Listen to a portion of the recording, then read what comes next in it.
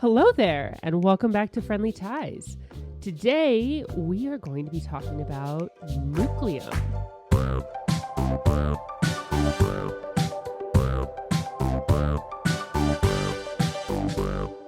Guys, Nucleum. So here we are. We're going to talk about this wonderfully heavy-ish new Euro release. The problem with me introducing this episode is that there is so much going on in this game, and I cannot seem to capture it succinctly. Someone asked me to describe it the other day, and it took me like 10 minutes. So one of you, and I'm a little bit sick, so one of you needs to kind of give our listeners the overview of the game. All right, I'm going to pick up that ball. Actually, I'm going to start this off with a disclaimer. I, as Jonathan Cox, made a sponsored video for this one. So I'm going to be giving lots of opinions in this episode, but just know I was paid by the people who made this game to make a video, but I was not paid to make this. So with that out of the way, I've really enjoyed this game, and it is, I guess, about a alternate history Europe in the 1800s where nuclear reactors were developed 100 years earlier or whatever. And realistically, this is a game about constructing buildings, connecting power plants, making mines for uranium, shooting energy all over the place, just powering up a grid, essentially. And it's the backbone of the game is action selection with a hand building type thing with little dominoes and 100 other things. But that's like the general idea is activating these options you have in your hand. And I guess one of the core mechanical things is when you put a domino down, you can either use it in the future or you could permanently lose it as track. That's like the first thing that really jumped out to me. Yeah, the designers, I think, said that it was sort of a marriage between Brass and Barrage, or at least those were like a big part of their influence in the design of the game. And you can certainly see that lineage there. It looks like a network game, but actually in a lot of ways, I think it's more of like a heavy Euro with the domino tiles and the actions that they're doing on them, and like managing essentially your like cycle of taking those actions, collecting them back up, because it's got the Concordia thing, right? Yeah. The Tribune, as Anastasia calls it. I always call it that forever. Yep. Any game where you pull your tiles back. Unless I'm saying Stodfest, and then, there's that. Right. Points if you know what game I'm talking about in the comments. So we've played this a decent chunk of times in a short period of time. It's not a short game. It really we played the first round of it, and John was like, yeah, I think it'll get better when we like know the rules a little bit. And then Anastasia and I jammed a bunch of 2-player games, and we came back and we played another 3-player game, and it did not get shorter once we all understood the rules. No, if anything, it got longer. So for context, I played it 3 players all the way through twice, and both those games were about 3 hours. The first time I played it with Nick and Anastasia, I taught it to them, which took, I'll be honest, about an hour. I probably could have done it quicker, but there's a lot going on in this game. And then we proceeded to play it for about 2+ hours, and we just ran out of time. It was just, we're going to get back to this. We never did. We ended up playing the game a bunch more times, but we never actually finished that first play because it went so long. And that is definitely something to consider. The 2-player game Anastasia and I just played last night came in at right around 2 hours, but that was like your 5th game, right, Anastasia? So it's like, we're not seeing much of a decrease in playtime now. No, and when when you were talking, Nick was saying we jammed a couple 2-player games. I think we played like 3 in a row over like the course of a week, and one of them I know we had to like split up multiple times because we kept kind of running out of time. And by the third one, I was like, well, this is going to definitely be 90. No, it was the longest of all of them. So this is not a game I think that gets shorter, maybe with a ton of time, but there is so much to think about in this game, and that is such a big piece of it. But before we kind of dive into all of that, I want to go back to something real quick. So we talked about the designers of this game. It's David Turchi and Simon Luciano, and both of those known for a variety of games, one of which I think it's important that I know is Grand Austria Hotel. Hey, less than 10 minutes and we have the first Grand Austria Hotel reference. And I just want to get that reference out of the way here, because there's almost nothing that this game reminds me of for Grand Austria Hotel. So I really had to just like hedge that in there. except for how innovative it felt to me after my first play. And that really is the only lineage that I see from those games. But it is something that I took away after that first half a game. I was like, oh, there's a lot of these really cool, interesting mechanics that feel both very familiar, but also done very differently, combined differently here in a way for me that was just like really exciting and really addictive. And I was just like, oh, this is really cool. I want to keep playing this. You know, it's very rare for me to read a rule book because I have John in my life. And I was like, I want to go read the rules just because I don't have an opportunity to play tonight. And I just want to feel that the game around me. So it is definitely one of those games that's just interesting, unique. You want to explore it and you want to get deeper into it. And I'm sure we're going to talk a lot about why. It was like a brain worm for you. It was. Yeah, it really worked its way in there. It invaded my space. And thankfully, Nick helped me work that out a number of times.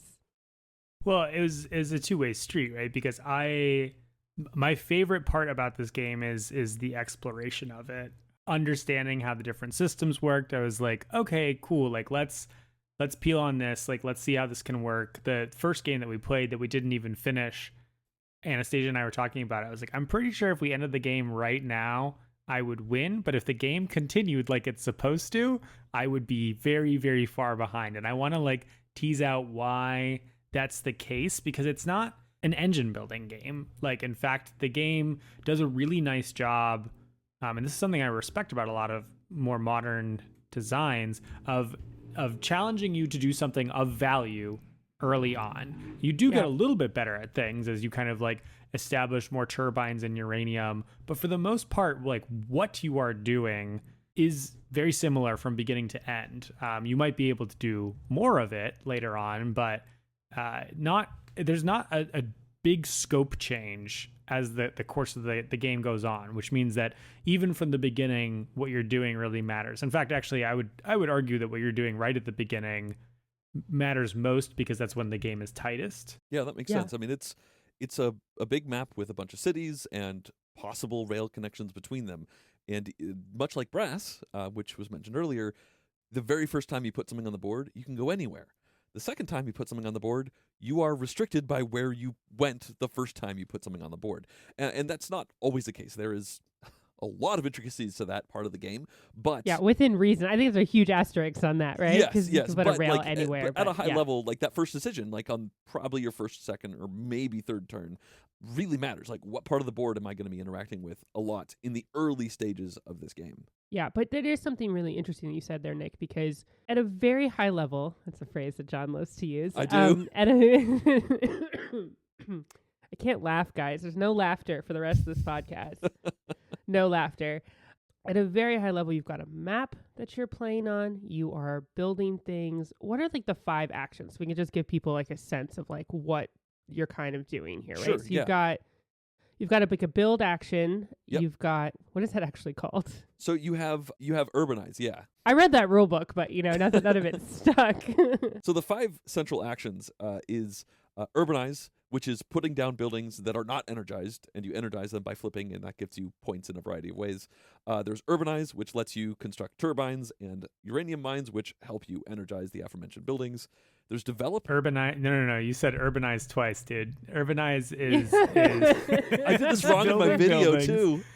Industrialize is building turbines and mines, which makes you better at the next action, which is energizing. Energizing, yes. There we go.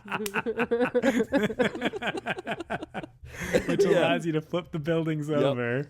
Okay, hold on. Let's just do it my way. Okay, you can build building things, right? You can build mines and turbines, which is a completely separate action, also known as industrialize.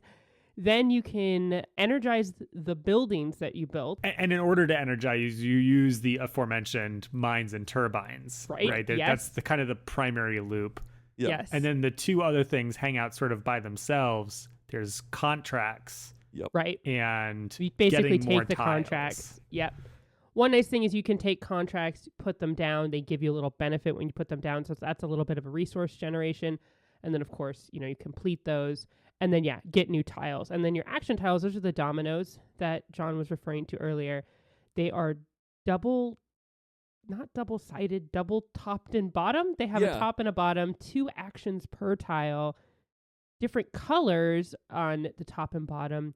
And then the way that they work, and this is probably what the thing, when I was talking about innovative, the thing that was coolest to me, because I actually don't really, I'm always a little hesitant with games where you have like multi-use cards, multi-use tiles. There's games that do it super great, and there's games where it's just too much thinking for me. Yeah. And I actually think this does it pretty well, because it's when and how you want to place them is interesting. So you can either place them at the top of your board, or you use the tiles as railings, which means you essentially get rid of them and never get them back. Yeah. And if you place the tiles at the top of your board, the colors don't matter. You get to do both actions, and then you also get to complete contracts. And then that top of your board is also your income track. So you want to place tiles up there. But then you have this choice, right? You can play them out on the board. That's it. You don't get to use them anymore. They go away. But then that's where the colors do matter, and that's essentially every turn is play a tile on the map or in front of you, and then do those actions that we just listed out. Yeah. And the color matching on the map is it's a moment of interaction too, because other people can put their tracks next to your tracks, and if they color match the track that you put down already, that's the moment you get to do the action. But then they also get to do an action, but maybe they put a clashing tile down so that neither of you get a bonus action. There's like potentially some interactions there. And now that we've described the entire game, I can't remember for the life of me what we were talking about before I interjected with that high-level overview. Well, that's okay, because I actually want to talk, since we just brought it up, about the action dominoes. It's my favorite part of the game. I don't know if it's an innovation or if it's I'll call it innovation, sure.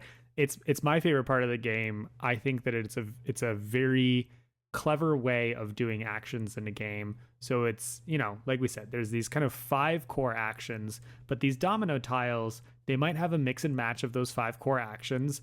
Those 5 core actions might have a discount or a perk associated with them, or these domino tiles might have a little benefit on them, a one-time resource bonus or an income boost, which makes for roughly a gazillion different types of action domino tiles. Yeah.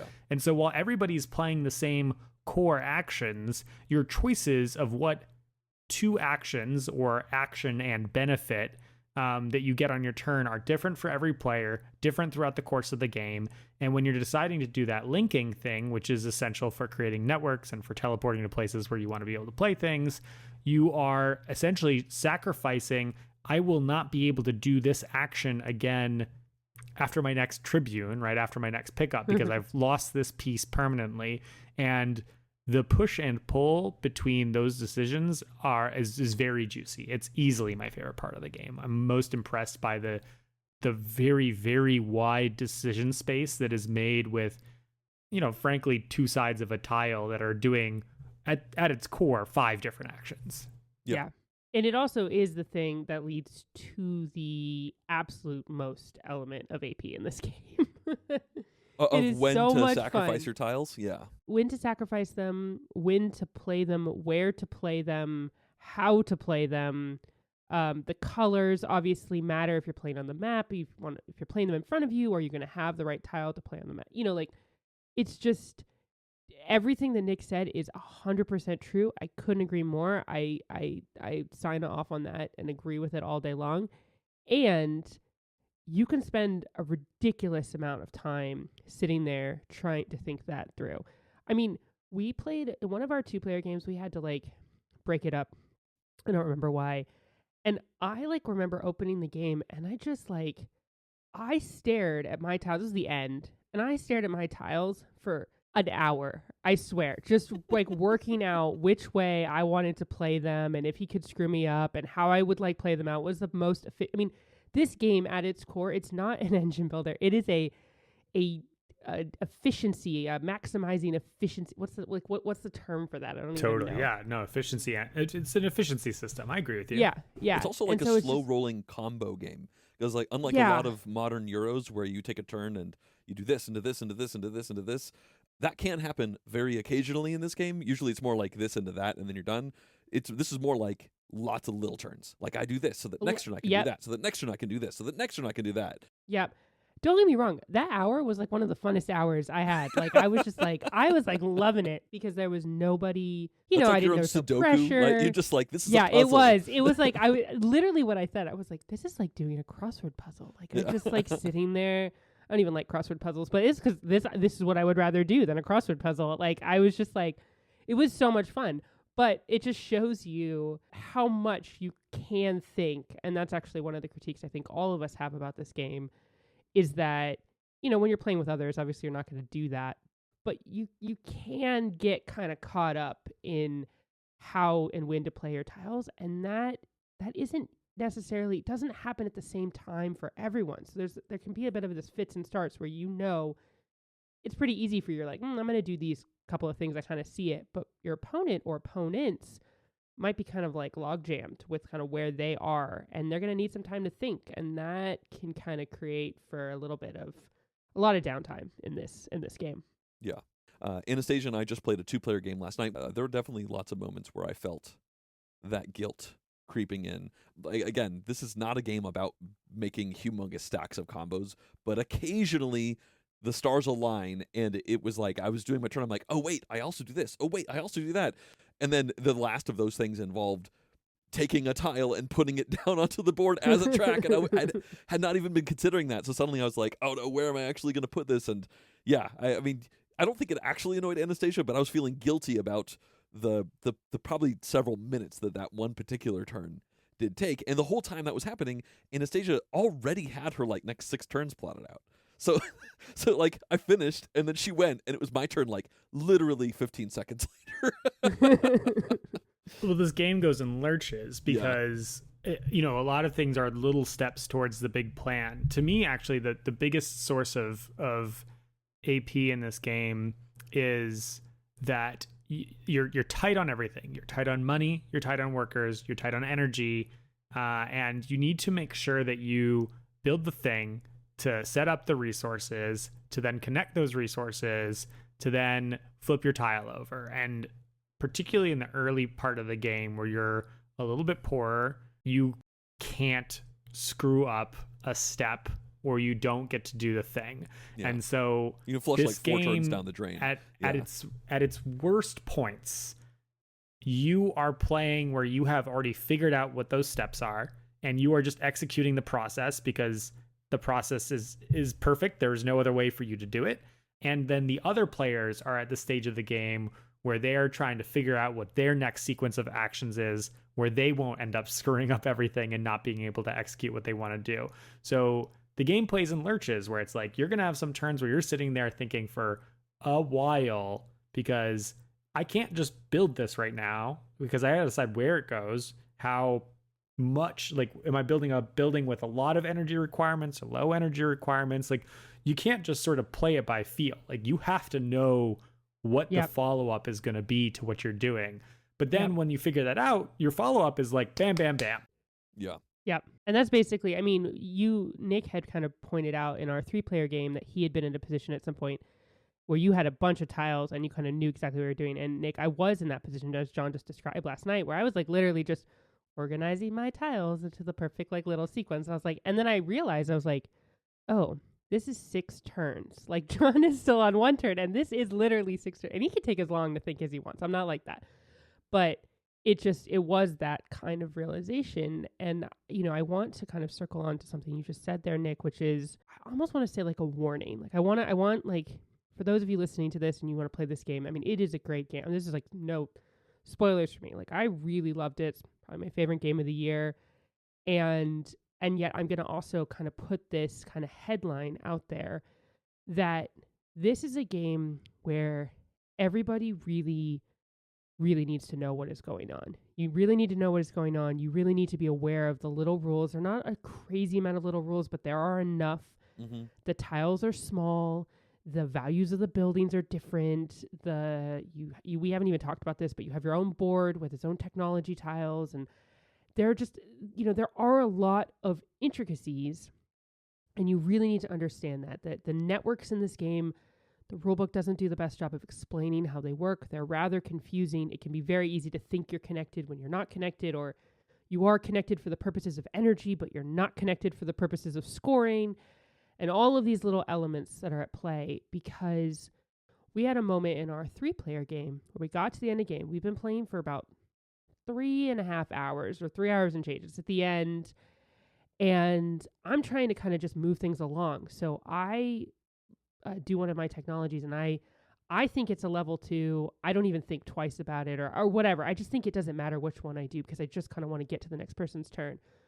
Well, what I was doing was about to trigger an end game condition. John and Nick both paid very close attention to what I was doing, and they were like, they planned their turns thinking that I couldn't trigger one of the end game conditions. Kind of like Scythe, where, it's like you have different, there's a couple different ways you can end the game, or Beyond the Sun, and then if you do enough of them, the game ends, and you only get one more round. And my whole plan hinged on me finishing those tiles, and the guys, didn't. I had done it wrong, right? And so we come back to my turn, and I'm like, I'm gonna do this, and they're like, you can't. And it's a really uncomfortable table moment where I'm like one of us is going to be unhappy at the end of this 3.5 hour game. One of us is going to tank our game, right? And not necessarily. Hopefully you can come to accord. And I was hoping that was just, and we worked it out, and it was okay. Yeah. But it still happened. And then unfortunately last night, John and I had a very similar experience that also worked itself out, but John had misread one of his tiles, and he thought it was 10 energy, and it was only 8. And they're really small, and he planned his whole game around having exactly 28 stars, which matters where you land on the milestones track, and it's this whole thing. And then he's like, I built the wrong building, right? And I'm like, I assumed it was a 10. And exactly. I just didn't look closely enough because the other ones are 10s. And and I asked you to change, and we did. But we did, but big asterisk. I scored off of his building types, which is a factor in this game. And I was like, well, then I wouldn't have built the, it's just, I'm taking a little bit of time to explain this out because I want to kind of just put that out there for people, that there's a little bit of an awareness to say that these feelings can happen. And if you're not if that is the kind of thing, we are very experienced gamers. We have played hundreds and hundreds, thousands of hours together. We are all very, very good friends, and we can take it. But there's still those moments where you can walk away from the table and be like, I just played for 3 hours, and oh, that felt so bad, or whatever. Yeah. And it's not even a dynamic amongst us. It's just a thing that can, that has a possibility here. And so I want to just kind of put that out there, because I think that you got to kind of know that going in. You got to be aware that maybe it's going to take you a couple plays. I played it 6 times now, and that still is there. And so I think it's just something that you're like, cool, be ready and willing to allow your first few games to kind of play out that way. Know that you need to keep things really tight and be very specific, or just play and be like, cool, it doesn't matter what happens, however, but that is going to increase a lot of the AP for people because of that feeling. And so. Yeah, I'll just add that, we're, for those of you who are maybe first-time listeners or something like that, we're a pretty retcon-heavy group. We play a lot of new games. Yep.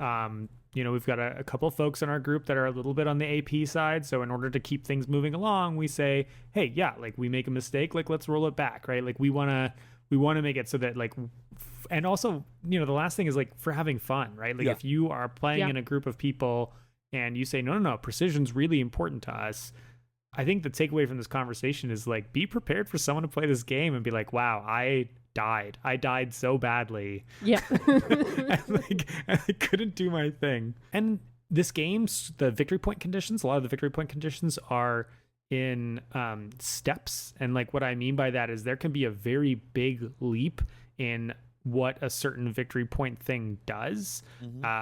Based on one condition. And I'm talking upwards of 20, 25 points in a, 200 something point game, could be because you were one worker shy or something like that, because the gap between executing exactly what you meant to and something just a little bit worse than that may literally be a huge portion of the game. Yeah. I mean, that was my, I think, 3rd full play, but I also recorded like I said, a sponsored tutorial video, so hypothetically I should really know this game, and I think I do know it pretty well. But yeah, we were near the end of that game, and I had misunderstood my network. I thought various things were going to be scoring and connecting, and they weren't, and I'm many games in. And I think this kind of forks off of what we said before, that this is a incremental combo building game over the course of many turns.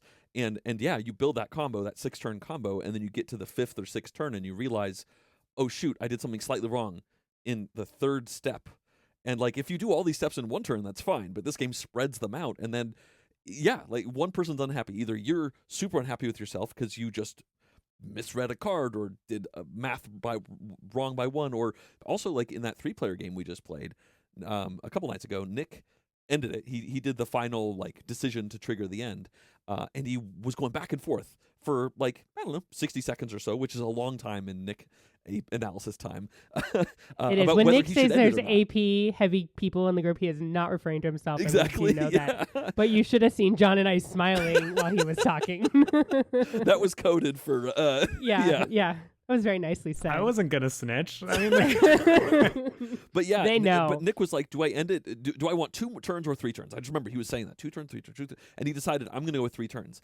And when the dust settled on this game, I actually came 3rd. I came last, but I was only a couple points behind Nick. But we realized he got like 20 points out of going that 3rd turn. I got like almost 40 points by that extra turn, and it's like, oh wow. In retrospect, probably should have done 2 turns instead of 3, even though, I mean, I would have just lost by more. But just like from that shelf step perspective thing that you were saying, Nick, like my end score was about 200, and that 1 extra turn got me almost 40 points.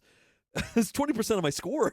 Which I actually want to highlight on for a second, because when we say these scores can be like 40 points or 30 points or like all of the, like these differences, when we first played this game, we thought, oh, you know, the score differences. I think John's first play that he had and our first play, like we were like, oh, there's these gaps. They're going to be really big. Yeah. Well, last like night, doubling you know, scores. Yeah. You know, the 3-player game that we had, like our last 2-player game that I played with Nick, I think I lost by 2 points.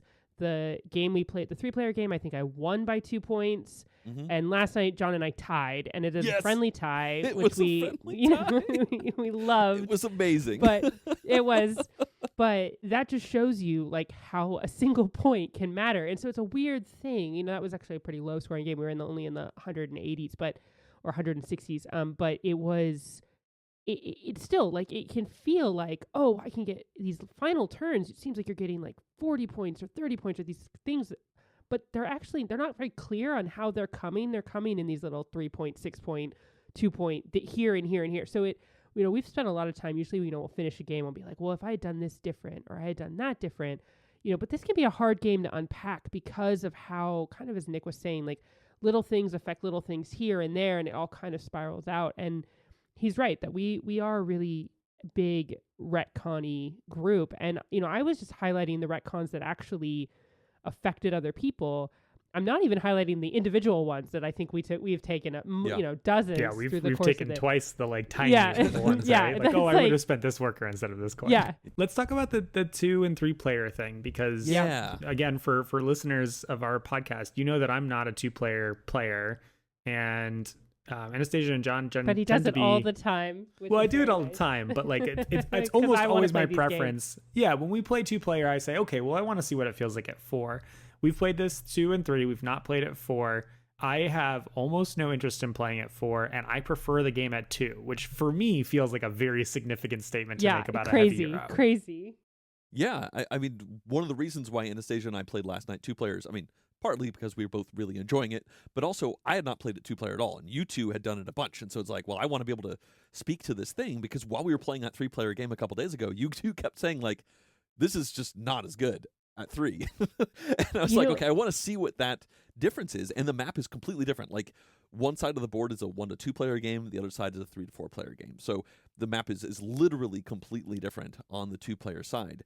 And one thing that kind of jumped out to me as a comparison point is Underwater Cities, which is a Euro game that I love, that is brilliant at 2, very good at 3, and I have never and will never play it at 4. And I think that Nucleum is pretty darn similar, and just like in a similar way, Underwater Cities has a 2-player side of the board, and then you flip it over, and then there's like a 3 and 4-player side. And so I feel like, with these 2 heavy Euros, that the amount of enjoyment that you can get can be directly affixed to the downtime that you have because of just the number of people around the table you have to wait for. I think yours is Underwater Cities and mine is Messina 1347, which is, was one of my favorite games from last year. And we had similar experiences with that, where 2-player, it's just this like lovely game and fun and thinky and all of these things, just like this one. And then 3-player, it is that downtime, and it is the length, right? Like I don't want to spend 3.5 hours playing Nucleum. I mean, I could basically play 2-player games in the time. I keep dreaming, but almost play 2-player games in the same time that it takes to play that. And I think for everything that we've said, I also don't want to do that in a game where, little mistakes can happen, and I know I'm going to AP, and I don't want to take forever, and I can feel that with the people around me.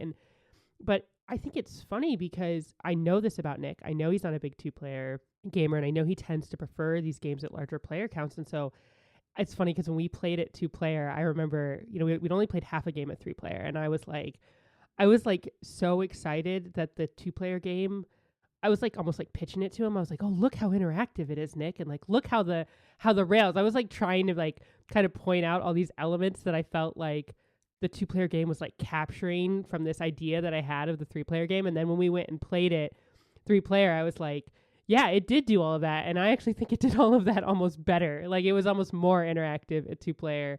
We got in each other's way more. And at 3-player, we kind of, at least in the game we played, when we finished, we all 3 of us kind of stayed to separate parts of the map. And the things I thought would be slightly more interesting, the rail links and these elements, they just didn't quite materialize in the way that I expected to. Of course, we don't have a ton of data to go on, but I think this really is going to be a 2-player game for me.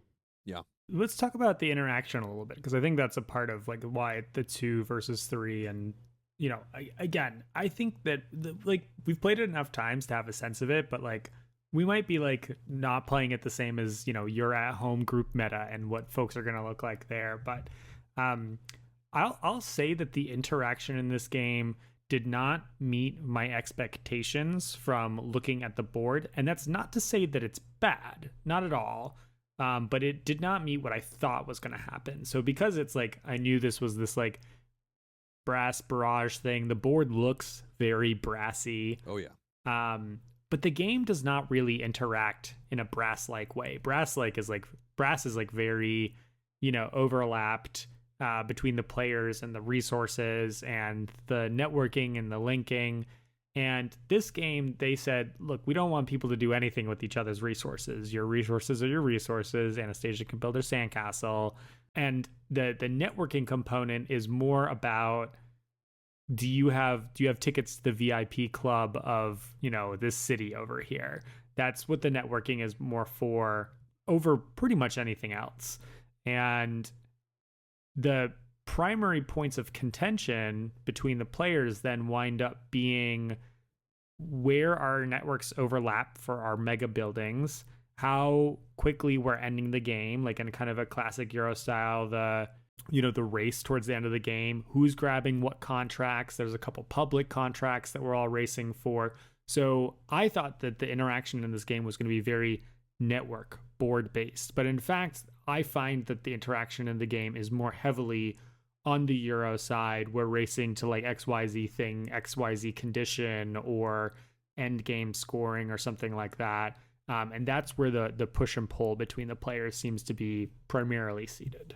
Yeah, I would agree with you. I mean, I think the other main element of interaction just is blocking, like it's sort of like negative networks, I guess. So I don't know what the term would be for this, but it's like, instead of wanting to connect to each other and like take resources or even like utilize things in sort of like a friendly way, like, oh, you kind of helped me here. It's a lot of like last night, like John just like cut me off from a city, and I was like, okay, like, so then I couldn't connect my things. And he kept saying, which I actually believe, but he was like, I didn't even intend to do that, but that was the result. The result of it. Yeah. And I think that there's definitely going to be groups, maybe even us, that are going to play that, especially at 2 players or even 3 players, where you're going to think a little bit like more aggressively for how you're controlling areas of the map or how you're preventing opponents from doing things with your rail lines.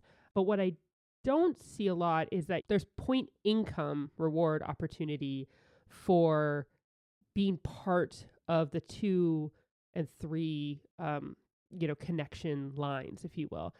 And honestly, what I saw more than anything was like, that was just like a point benefit to the person that was doing it. It was like, cool, if you're going to put that much effort into connecting a longer link, you're getting points for that, or you're getting point income that you can potentially reap back from that. We didn't have as many opportunities as I expected to be like, oh, I want to join in on that with you. It's like, that's not part of my plan. That's not really worth it. Unless I really need to be in that city, I'm just not going to go there. Yeah. I mean, I will say that there is certainly positive interaction when it comes to energizing. And energizing is probably ultimately how you get like 75% of your points in this game, maybe more. There were at least 2 times last night where I put down a rail track and Anastasia said, "Oh, thank you so much." Because like true. one time she was like, "Oh, you just connected my building to coal, so thanks." Yeah. Now Yeah, on her turn, yeah. she spent coal and did the thing. Another time, I was like, "I'll just put my road down here." She's like, "By the way, thanks for putting your road exactly there. Now I can send my uranium across your road," which gave you energy, which lets you energize. And this game is all about energizing. So I think I want to talk a little bit specifically about milestones, because that's kind of a central idea to this game. And I know it's one of the elements that's kind of like Barrage. Beyond the thematic connection, Barrage is about has power. anybody actually played Barrage? Because I want to make sure we have. highlight this brass Barrage connection. Okay, cool. I We played can come Barrage back to once. that. Okay, so you guys have played Barrage. Okay, Yes. good. We've all Yeah. played Brass. Okay. Yeah, and every time you tribune, as we said, every time you pull all your stuff back, you do a reset turn. You put It does have a name. It does. Recharging. You cash out all of your achievement, and you get achievement by energizing buildings and a few other things, but mostly by flipping buildings. And you put your little star on a track, but there are areas where you could only go once per game, and so it's essentially off limits to you in the future. And this track has randomized scoring tiles that are put there at the beginning of the game, and depending on where your stars are on this track compared to the randomized tiles and how high you are up on the track, you get multipliers. So like, for example, last night, the top one, where I put my star down because I hit 28 because Anastasia let me retcon it, gave me 6 points for every pair of road tiles that I put on the board, and I was trying to put road like crazy in that game. When we played with Nick, the 3-player game, none of the tiles had anything to do with roads at all. So we had no incentive, really, to go crazy with roads in the previous game. But in this game, when we set it up, we're like, oh, wow, roads are the most incentivized thing on this milestone track. That's a thing to keep in mind. And in order to get that star, get your token onto that specific spot, you need to hit this window of achievement, which again you get by energizing and doing all these steps. Like, in a lot of ways, putting your little token down onto that milestone track is the end of those like 6 action plans of like all these turns together specifically to nail that one spot. And I think that's interesting. It's cool, but it's also very prone to fails, as we talked about earlier. But I do think that from a positive perspective, it feels to me like it's made the games feel different. I really like the milestones. I like what they do for the setup of the game. I like what they do for the texture of the game, so that there's along this milestone track, which goes from 0 to 40, there are 4 different end game rewards, but 6 different multipliers. And so, the difference between getting, for instance, 2 achievements versus anywhere between 3 and 6 achievements is you get either the ×1 or the ×2 multiplier for that bottom condition, whatever it is, be it roads or turbines or mines or whatever dozens of different things they have. What's cool about this is you see the game is going to reward you for doing these things this game, right? Like, you see in that last game, you get 6 points for every pair of rail links. Mm-hmm. And as long as you can get enough achievements to get to the top of the board. But particularly in that middle area, you might choose to play sort of like shorter or longer, I keep calling them laps, but like between essentially when you start playing after your previous Tribune or recharge and your next Tribune or recharge, you might choose to push a little harder or not based on like what kind of end game condition you're building towards. And that is, I think, a big part of the strategy of the game versus like the tactics that I think are going to drive up most of your decision making in this game throughout the course of that. And I think it's really neat. I like that system. I'm a little surprised I haven't seen it in more games, because it's just it's a neat way of doing a variable setup, but challenging the players to own, how to get that, how to make that happen, how to like respond to that. And you don't do all 4 things, or you're likely not to do all 4 things, but you're going to do most of them. Yeah. Nick, remind me, because you've played Barrage more than I. This is very much from Barrage, right? This like, because in that game, don't you like make energy and then cash out your energy and go to specific goals that are randomized at the start of the game? Yeah, but in that one, I think it's like based on every round. So at the end of the round, like you cash so it's in based on like game-defined what your how much energy time you level have. is right there. And then I Yeah. believe it's been a little while since I've played, but I believe like if you're the best that round, you get another perk or something like that. And then like the sort of minimum requirements change over the course of the game. In Barrage, that structure feels a lot more like you're playing to catch up. But in this one, because there's no, you have to, the timing is controlled by you. I think it feels a lot more satisfying in Nucleum than it does in Barrage. I really like how the timing is controlled by you as well. Like last night when I played with Anastasia, I did a recharge one more than she did in the whole game. I had an extra star. I kept doing a recharge after I had like 3 tiles down in front of me, and you kept putting like 8 or 9 tiles, and we just it's nice that we weren't like affixed to the game's clock. We had our own clock. I mean, at a certain point, the clock stops, but Yeah. but we kind of do our own tempo. For me, what this actually reminded me of was Carnegie, and the way that you have to sort of pick your own scoring goals in Carnegie, and you have to donate to achieve them. And this is definitely a different way of scoring in your games. It's been in other games too, but it is that idea of not only are the goals there, but you have to set them out. You're not just going to score for all of these things at the end of the game. And I do think that makes for a very different way of playing in Euro games.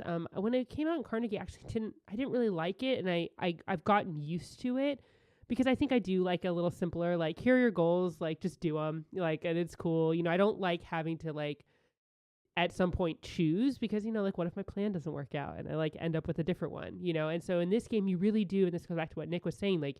You have to find value in your actions early on. You can energize your buildings kind of whenever you want as long as you do it. And so you have to time that to make sure you're in the right scoring goals when you need to. And again, you don't want to like over-energize and be like, oh, I should have waited for the next cycle to stack all these together. And the way that track works, there's some benefits to being the first one in an area and all of that. It creates, I think, just like to Nick's point, just something really interesting and really dynamic. I'll just add on that, like I said, I like the milestones, but my complaint about the milestones is that those end game goals are not terribly inspiring in and of themselves. Like for most of them, like naturally through the course of playing the game are going to get a certain level there because this game really asks you to do more or less a little bit of everything, and that's okay. So essentially the edge that you're trying to get is, okay, I'm leaning a little heavier on residential this game because I see at the top of the track they're rewarding residential buildings. But it's unlikely that you're then just going to ignore everything else in the game. Like, you still have to do that stuff. And in fact, to me, the most boring goal was the one we played, I think, in our first or second 2-player game that was like turbines. And turbines are just, I think they're like essential in this game. So as you're building them, it's like, oh, okay, well, I'm getting rewarded for them. Great. Like, that's perfect. Like, I'm already getting building rewarded turbines for every them. single time you play this game. You're It's just like, oh, they happen to be worth more in this game. Yeah. Before we go talk about the end is coming, the end game here, but let's talk about those turbines for a quick second. Yeah. I was wondering when we were going to get to this. Yeah. So, I'm going to let Nick take this one. The short version is that the level 3 turbine is OP. I haven't played this game enough to like be here and, rage posting about how like I know better than the game designers who I'm sure have like tested the like crap out of this game. But it feels to me like the turbine that gives you 2 free energy on every recharge is essential towards playing the game. I'm sure that someone smarter is going to get in the comments and tell me how I'm wrong about that, but every single game we've played, we've done that, and the ones where I haven't done that, I felt like I've been playing catch up all game long. Yeah. And I don't like that because it's not that particular turbine. It's not obvious that it should be that way. But now we've just kind of like slotted into like, oh yeah, you built this every time. It could be our groupthink, but yeah, it could be our groupthink. I do acknowledge that. Last night we were playing the 2-player game, and I was a little like, well, dang it, here I go building the level 3 turbine first. like I almost wanted to not do it to like try and have a counterpoint, but it just was so good in that moment. But you felt like you had to, yeah, because the thing is, the map kind of makes it that way, right? Like it was like all the mines are in a section that aren't connected to anything else, and so it was going to take a while to get Nucleum online, and so you don't want to build mines, and that turbine gives you 2 free energy, which is essentially free. Like it lets you build all your low level buildings. It's not 2 to all 6 of them, money, but most of them, depending on how much you're spending on coal. You don't even need to be connected to the coal. Yeah, exactly. I think part of the reason that it actually sticks is what you said, Anastasia, is that building a mine early functionally doesn't work. You have to do too much work to connect the mine to the rest of your network to make it do a thing, whereas the turbines sit directly on the places where you want to be building, where you can even like put urban buildings pretty much like right on those spaces. So, the game kind of pushes you in that direction. But it feels like you should be able to do something with mines at the beginning, or even it feels like you should be able to run stuff with just coal at the beginning, but you're so choked on cash that it's pretty hard to do that. Like you can flip something really paltry, but it just seems so hard. It's too shiny. It's too shiny. And since we're in the strategy portion of the podcast, which I apologize if you haven't played Nucleum, this little section you could skip over and come back to when you played it 5 times. But I want to ask you guys something, which has to do with this. So the level 4 turbine, there's basically multiple ways on your board that unlock these technologies. So look, I'm going to talk about the technology track real quick. Natural so look at segue. this. Okay, don't skip yet. So we each there's 4 different unique factions or people or boards, whatever, system, whatever, thingies that you play on. And, they each have their own technology track, and each of those technologies level 1, 2, and 3. And we could get into those, and they all do different things. One of them is your individual endgame scoring, which you do need to turn online.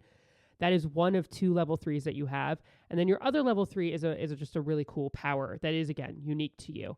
And then the level 1s and level 2s we've kind of gone through them, and we have opinions on what's strong. It's a bunch and of what isn't bennies, strong. And a lot of things that are easily forgotten but are also super important. Yeah. Yeah, have lots of benefits, and actually really add into the variability of this game and the way that you play, because that is where you create your, I'm going to call it an engine, Nick, don't roll your eyes, but you have elements where maybe you have things that benefit you when you play rail tiles. So you get both of those online, and then you're getting stars and money for rail tiles, and then this is happening, and you've got a turbine that rewards you, and so you find ways to get your resource generation to come from your board based on kind of like how you utilize this technology. But the ways in which you activate this technology come from a couple of places, but primarily they come from contracts that you complete and from the milestone track that we were talking about for the level 3 technology, and then the turbine, this 4th level turbine for the level 3 technology. And the other way is from the science buildings, which is one of those 3 building types. So there's a lot of ways, which is good for you to do the same thing. But one of the things that I've run into, and I'm curious what you guys think about this, is that I start to feel like as you get to the end game, you start to you've already activated maybe all the technology that you want to activate, or you start to get to a point where you're like, okay, I just worked really hard to activate this level 3 technology, but wait, I've already activated a level 3 technology from these 2 other places. I don't even need this reward anymore. So you get to the point where the rewards almost become inconsequential to the cost that it is. And I understand that this is a timing game, but I found myself at multiple points being like, I don't need another level 2 tech, or I don't need another or I've done them all, or I don't care, or whatever. And I just had to pay a bunch of money or do a bunch of stuff. And this reward just feels like now. And I don't normally feel that with rewards in games. So I thought it was an interesting kind of takeaway. I'm with you. I suspect that this is a reflection of maybe me being bad, or just not experienced enough.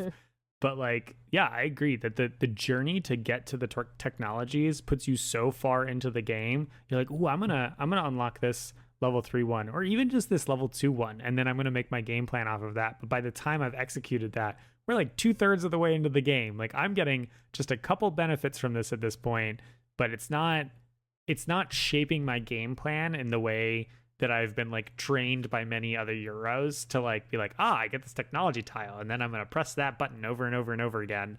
That's not really the vibe I've gotten from this game. I am very curious from people who are more experienced, or if they just had this with like certain play testers who like jammed them so quickly that it like kind of broke the game, so they had to like slow them down a little bit. Because I definitely feel the same. I see where you're coming from. I generally, in my very tiny data set, have gotten the benefits that I need out of these things. Last night I completed 11 contracts, which was awesome. And I hit I finished all my technologies. That was one of the end game triggers. And I don't think I wasted any technology gains that I would have had. Yeah, I guess that's true. They do drop down. So and then if you complete them all, you get an end game trigger and you get points. So I guess there is some rollback on that. Yeah. And I think that's part of what's digging into the game. Like, I've very quickly realized as we've played that I'm like, oh, these star ones are like super powerful because I basically just make free stars. And like, how convenient is that? Like, if I can just get that going. And so like, some of them are deceptively good. We used to say that there was one that, just kind of gives you an extra turbine. And last night I sure needed that turbine and I really wish that I had activated that tech. And so, there are these elements, and I really don't want to disparage the techs because I think they're one of the things that make the game, they're my second favorite thing after the actual like domino tiles, the actual, kind of action selection of the game. And I do think they create for interesting ways to play based on like what you bring online and what you don't.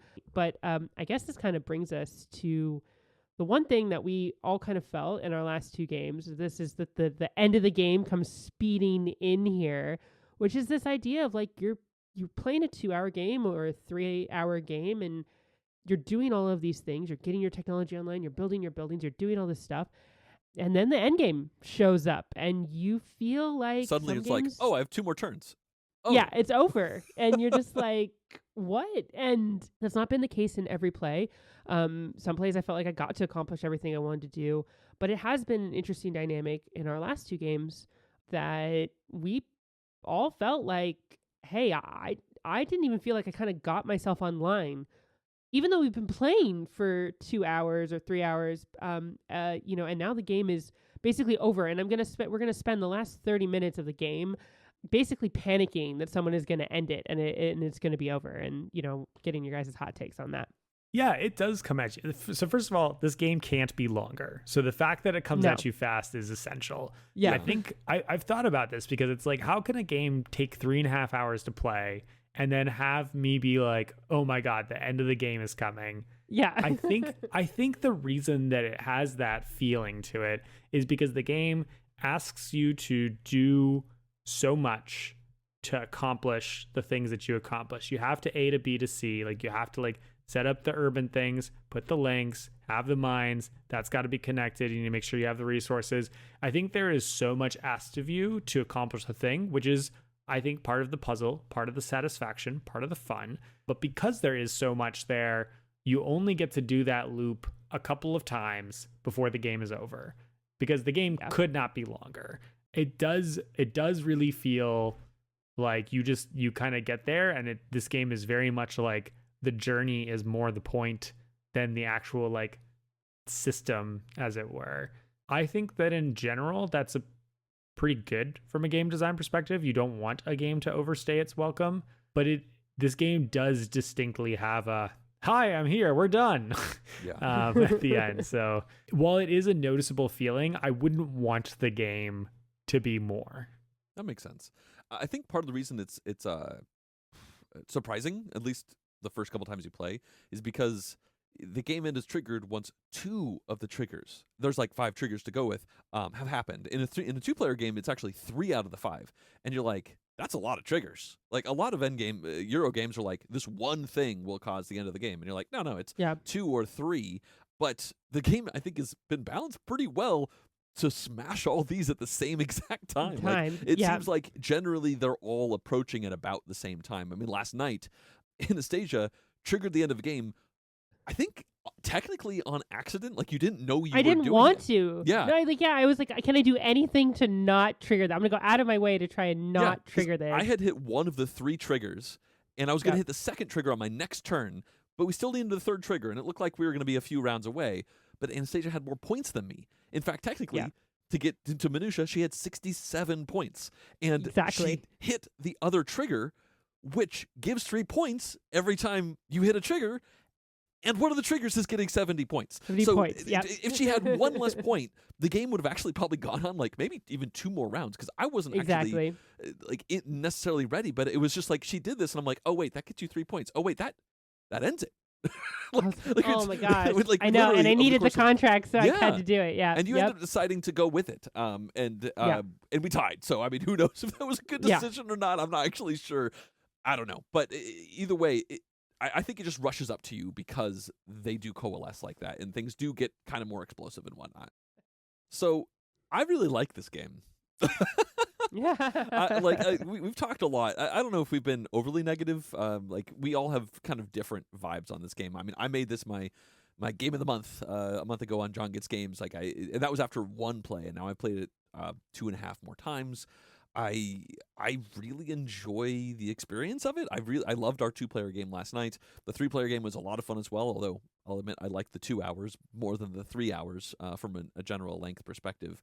And I like that it eschews a lot of the modern Euro comboiness, or at least I like how it spreads it out, even though that can lend the game towards some errors and whatnot, like we've belabored.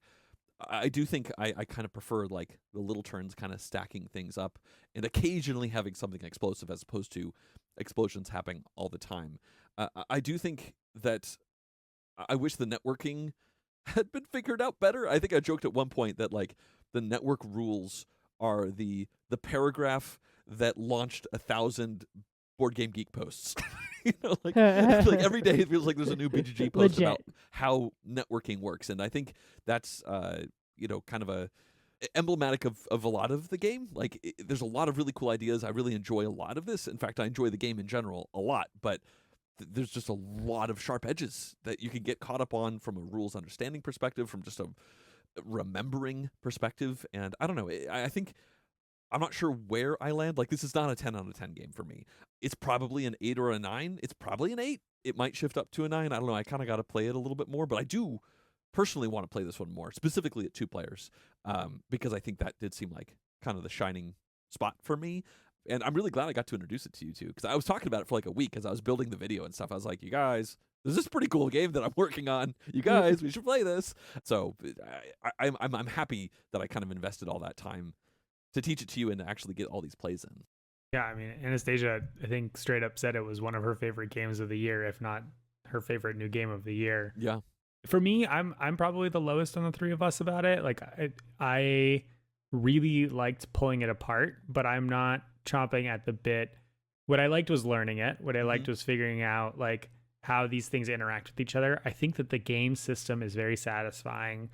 Like I said earlier in this podcast, like the domino tile action thing, the milestone achievements are designs that I really like. I think they're super elegant, super clever. All of it together has just like enough like whiffs for me that that make it so that I'm not going to be playing this game a whole ton, but I have loved playing it. I'm not sure that I'd want to teach it to someone else, but I would happily play with the 2 of you again. Yeah. Well, while we're here, I guess. Yeah.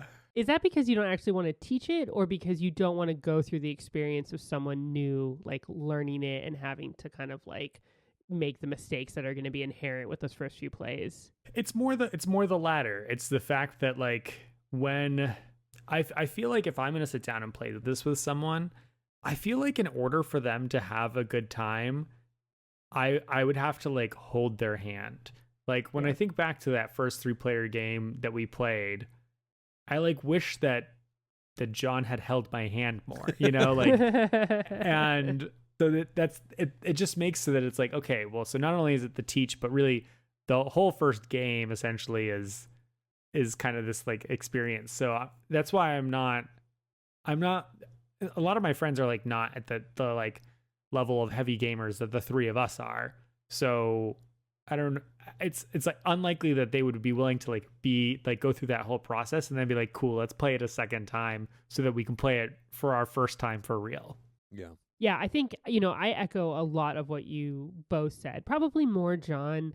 I did say, like, I've been kind of waiting this year for a game to come out and excite me in the way that this game did. It's like I always forget, that in the fall, new games come out and take me over. I'll kind of go and be like, oh, I haven't played anything like really fun and new in a while, and then like here we go, right? And like I was still was very excited to play this. I was like chomping on the bit all week. I was like, can we find a time? Can we do this? Can we play it some more? Like, I just want to explore it. Just want to go through it.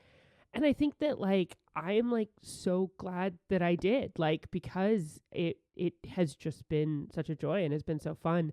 I think that this game, though, is going to, if you listen to our Carnegie podcast, I think I feel very similarly about it. And that's probably the last time that I played a game as much. I played that game more because it was on BGA. But, yeah, that I kind of did that similarly, which is kind of like addicted to kind of exploring the game. And I think it falls in a similar place for me, which is like, if you've got a game group and you all get this game and you learn it together and you play it together and you play it a bunch together, you're going to have a great time. You're going to have a great time going through it. You're going to have a great time learning it.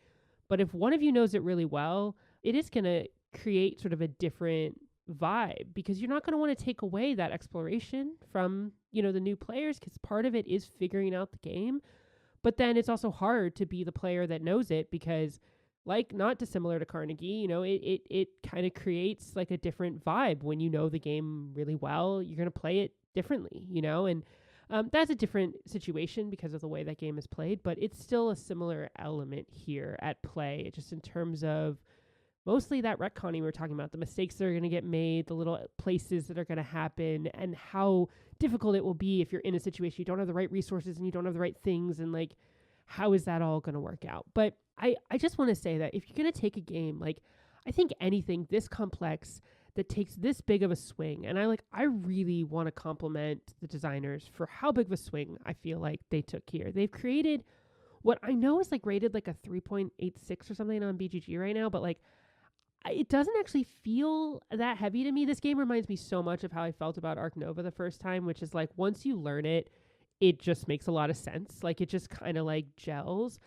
This is a similar game. There's a lot of elements that are both familiar but are not common to the way we normally play Euro games. Like, here are your goals, and here it's not like that. It's like, here are goal options that you can choose that have multipliers, and this happens, and here are your tiles. And it's a lot to think about, but it has a lot of, I'm going to go back to that word, interesting, innovative elements. And I think anytime someone does that and puts a bold game out like this, it's going to have certain elements that you're going to like and you're not going to like, and you're going to, are going to be this and they're going to be that. And I think that, it's been a while since a game generated this much discussion in our Discord and like all kinds of stuff like that. And it doesn't matter if there's like little negative points or little of that. Like, this is a game you should explore. If it sounds like your kind of game, like, play it, love it, hate it, whatever. I think it's fun and interesting, and you're going to have a great time with it. Even if it, only lasts 5 games for you, like it did for Nick, and you're like, cool, like, that's great. That can be plenty of life for a game. Really well said. Yeah, I think that the exploration has been fun, right? Even though I'm the lowest on it, I don't play a game 5 times that takes 2 to 4 hours to play. Yeah. On a lark, right? Like, you could have decided you were done several games but prior. Yeah, right. Yeah. I do want to just, as a last point, just mention that, like, I do think the Brass and Barrage element is a little bit of a marketing grab there. I haven't played Barrage. It's really not like Brass. It's just not. And in fact, for me, it's better than Brass. I'm not going to play Brass at 2 players. I don't like Brass at 2 players. Like, I'd rather play this. So, if that's an element for you, like, this is a much better 2-player game than Brass. I don't like that people take my stuff in Brass. Nobody takes my stuff in this game. So, those are elements. Brass is a great game, but it's a different game. This game feels more like Concordia to me, and it's not like that at all. It's just, it feels new and different and fresh. It has lots of little elements. And so I just kind of wanted to add that in as a bit, but it's a great game. So check it out. Well, I think that's going to wrap up everything we have to say today about Nucleum. It'll be curious to see, where this one lives for us in a couple of months, and if it comes back, or, if we have to do a revision podcast in a year because we played it so much, we'll see. But it has been very fun to explore it with you guys. And if you guys check it out, we would really love to hear Any comments, feedback? Are you excited about it? Have you played it? What do you think? Tell us that, because we've really enjoyed discussing this one amongst us, and we would be happy and love to discuss it more with you guys. So please go to the YouTube version of this podcast on the John Gets Games YouTube channel. There will be a link in the description. Leave us a comment. Let us know what you think. Or just tell us you love us. I like reading those too. And we'll be back. I don't know when, but there's lots of games coming from Essen. John is going to Essen. Yep. So he's going to bring back lots of games. Hopefully we'll get some of those played, and you'll hear from us a bit more before the end of the year. Yep. Exciting stuff. Bye, Thanks, everyone. guys. Bye. Bye.